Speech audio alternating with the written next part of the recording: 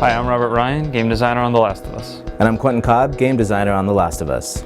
We're here to talk about patch 1.03 for The Last of Us multiplayer. This patch has a lot of gameplay fixes and technical fixes, so let's get right into it.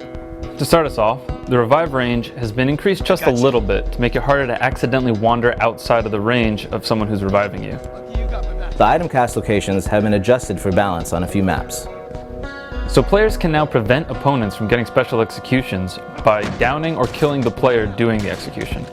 This will now prevent opponents from getting any sort of bonus related to that action. We fixed a few bugs related to the intro cameras at the start of a match. We've updated our matchmaking so that you're more likely to be matched up with players around your rank and that the teams will be balanced more evenly. We fixed an issue where the item caches were giving teams too many items if they had just made a comeback. And finally, in patch 1.03, we've included a brand new original game mode called Interrogation. In this mode, you must interrogate your enemies to find their lockbox and steal the supplies your faction needs to survive.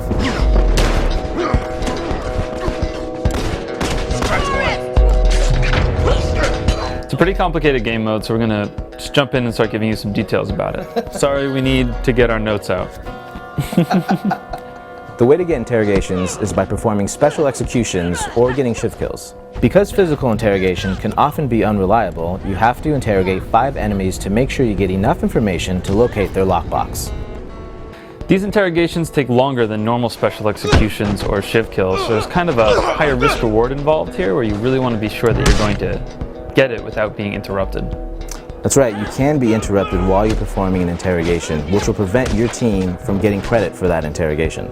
And for getting any parts for it either. You don't get parts, and your enemy who interrupted you will get parts for it. When your team reaches its interrogation goal, the location of the enemy's lockbox, which is kind of like a safe, will be revealed. At this point, your team enters the second stage of the mode, where you have to go and unlock the other team's lockbox. Your team has to kind of figure out where the box is by deciphering all the information it got from the interrogations. So there's a brief window where the other team has time to set up their defenses and they know you're coming. If your team's lockbox is revealed, you now have to defend it. Yeah, and while you're defending it, you still need to try to get interrogations on the enemy so that your team can reveal their lockbox and enter the second stage of the mode.